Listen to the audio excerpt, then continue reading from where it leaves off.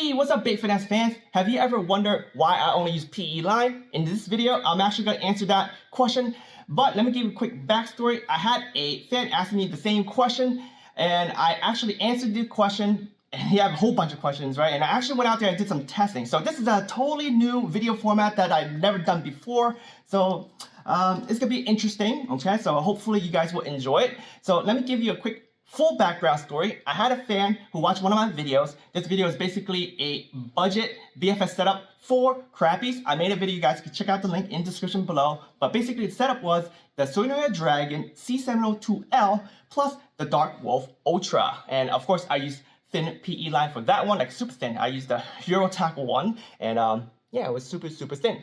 Anyhow, the question that my fan have asked first originally, hey, I just bought this almost the same setup as you, Jimmy. I got the Dragon 702L, okay, C72L, but instead of getting the Dark Wolf Ultra, I've gotten the Genius, and instead of using braid, I have used Suffix 4-pound mono, and I put 150 feet on it, and I had some issues casting. Is this why you always use PE line only? And is it okay for me to use mono, copolymer, and fluorocarbon? So yeah, in this video, I'm going to answer all those questions. I also went out in the water and I actually replicated what he did. I actually went out to Bait Finesse Empire because they started carrying the Genius. But yeah, I actually spooled this guy up with 150 feet and I used a thinner line than what the guy used, and it was pretty heavy. And I got some math written down right here, and I'll talk to you guys very soon. What I want to do first is I'm going to talk about why I only use PE line and I don't like using other materials, especially when I go ultralight fishing. I'm going to talk about the cons and the dangers of using those type of line instead of PE line. And then I have a few clips on the water because I did go out on the water and play around with it and see how it impacted the setup, like based on theories. And I was able to find out some things, and I will share it with you as well. So y'all ready for this? I know that was a long intro, but it's a fun video format. It's new for me, and hopefully you will enjoy it. Alright, I'd like to start the video by addressing a few things about using PE line, like why I love using PE line. First and foremost, PE line is light, especially the thin ones. And for those who are into the super ultralight stuff, PE line is your best friend to keep that spool light. The more line you put on a spool, obviously it gets heavier, but don't forget, different line materials have different weight, especially if you're not using PE line, using, fluoro, copolymer, mono, right? Those are gonna get heavy, especially when you put a lot of line on it. So I have some math right here I've written down just to show you guys. So I used the new KastKing, their tri-polymer line, and it is thinner than the Suffix. I kind of compared it. For the Genius, right, we have a spool weight with bearing 6.5 grams. Yes, this spool here is going to be heavier than the Dark Wolf Ultra, so it's really important that you do use PE line. So the reason why this spool is going to be a little heavier than a Dark Wolf Ultra is because this guy here, the Genius, uses the MagTrack style braking system instead of the copycat FTB braking system, which doesn't work on the left-hand side and decided to make it static anyway, okay? But in order for this braking to work, if you take a look at this spool right here, right, they have to add additional metal piece right here on the side.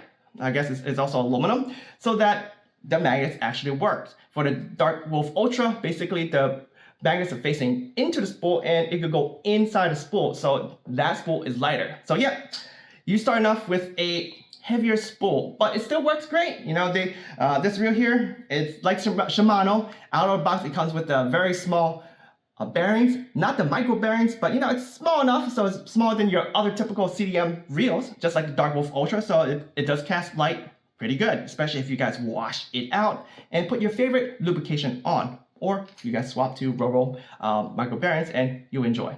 And now I have put on 150 feet of the new KastKing tri-polymer, and I did measure up to 150 feet, but unfortunately I've forgotten to actually weigh the spool when before taking it out. And when I got home, I weighed it. It was 7.62 grams, but I actually lost some line because I went out and fished, I cut line, etc., right? And when I stripped the line out, I have 146 feet of line. So yeah, I lost a little bit, but you guys can approximate. Let's just say it's 7.65, okay?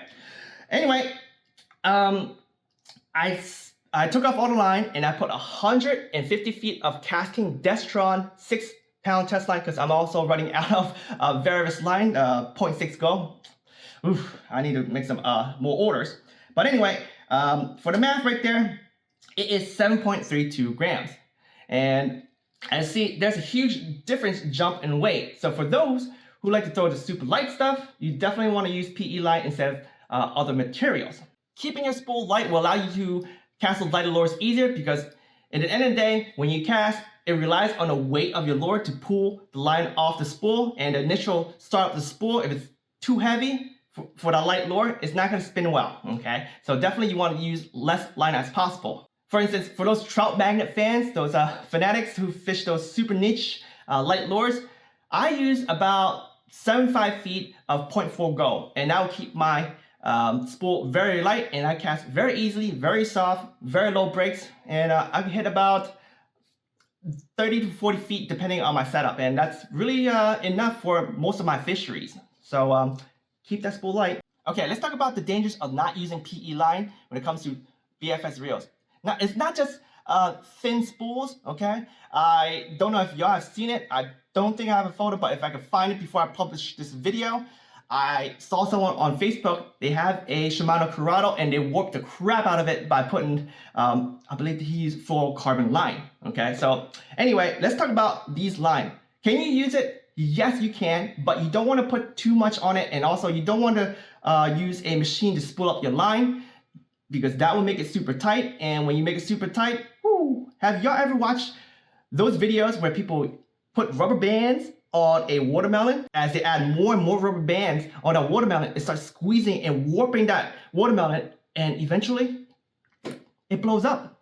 That is basically what happens when you use fluoro, copolymer, and mono, because those lines stretch, okay? And if you use too much line, it's gonna even do worse and quicker. So yeah, you definitely want to be careful if you use those type of line, but yes, it warps spools and it adds weight to your spool, which is why Jimbo will never use those unless I have to, right? PE line for the win, man. PE line for the win. All right, so the last piece is once again adding weight. I know I talked about adding weight earlier, and it actually makes it hard for lighter lures to be casted out. But I also do one more thing, okay? And that is it changes the momentum of your spool.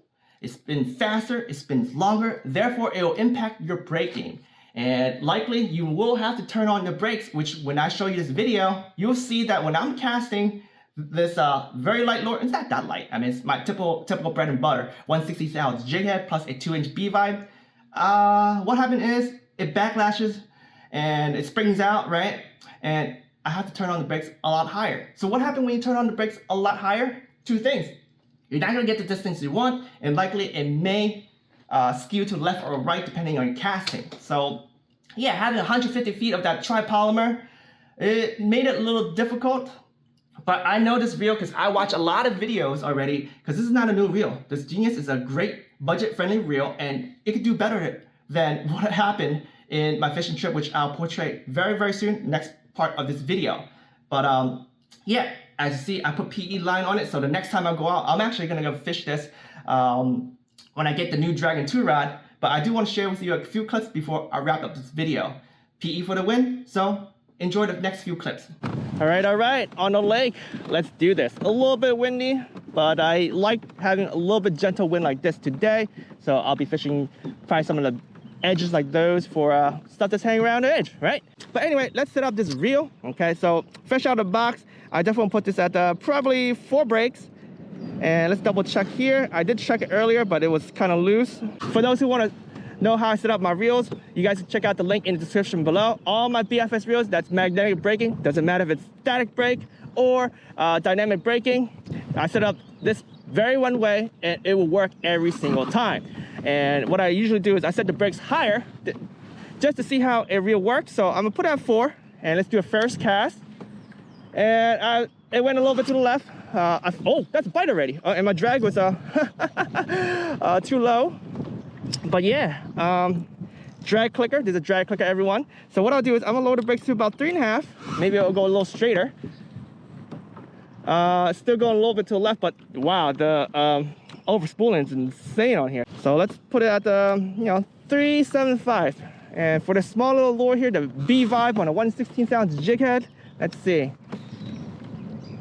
All right, so distance wise, it's okay. It's okay. I'm casting into wind, so let me try to turn my kayak a little bit. All right, not bad. Not bad. So I'm probably gonna leave at 375 for now. I did not do anything to the bearings yet, quite yet. I mean, this reel also uses small bearings, similar to Shimano. So you don't really need the micro bearings right off the bat. What you could do is probably just wash off the bearings and put some high performance lube, your favorite choice. Well, not lube, but oil, thin oil stuff, bearing oils, okay? And it should be okay. Backlash. All right, so I went down with the brakes a little bit more, and yeah, it's interesting. Now, I don't know if the spool is just too heavy right now. It's a 6.5 gram spool, but I put 150 feet of 4-pound tri-polymer on. So, you know, spool could be just a little bit heavier. But right now, I am just looking for the fish bite. You know, like I said, the first cast, I had a hit where it landed, but so far, no cigar. Let's try to scoot in here for a little bit. I see some, oh, I'm feeling some fish on here. Oh yeah, hold up. The drag was a little light, but here we go. A big Mondo bluegill. There you go, look at that. Mondo bluegill. And here we go. First catch. And yeah, I think it's gonna be a panfish day for me. I love panfish. As you have seen in the fishing videos, I did run into some issues in the beginning, but once I dialed in, I was having so much fun. I definitely would have done a lot better if I limited myself with less line. My viewer asked for 150 feet because he fished from a bank, he want to reach far, right? 150 feet will actually reduce the amount of casting distance for him.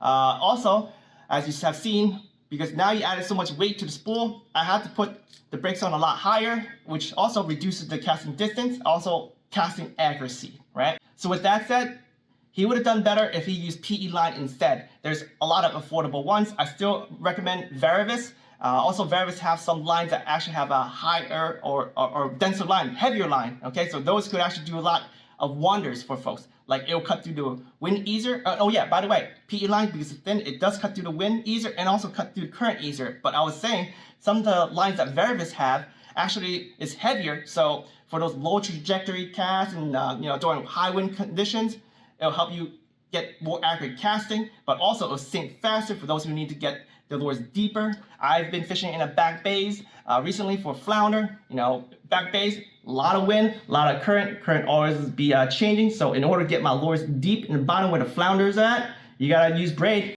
Definitely want to pair up your stuff with the proper gear, right? Thin line, okay? For your crappie fishing, use braid line, okay? You want that distance. Also, once again, the PE line, it does not warp spool like the other materials, but it still can depending on what you do. I want to give you a quick warning. If you ever get snagged, PE line is obviously strong. It doesn't break up that easy, right? So don't use your rod and reel and pull backwards to try to snap or break off your snag, okay? Don't do that, because what happens is you put enough force on your spool, especially if you use some of the more fragile aftermarket spools, you will warp it. So get your pliers, make sure you guys have pliers or maybe some sort of dowel. I know some folks, they just take wooden dowels and they take like it looks like to me, those tennis or golf wraps is wrapping on a stick. So it's it just holds on nicely. And what they do is just wrap the line around the stick a few times and pull the stick instead of using the spool, okay? Definitely want to protect those spools, especially those fragile aftermarket ones. Anyway, I hope you have enjoyed this video. I thought it was a very fun one. So yeah, just give you one last piece, backstory.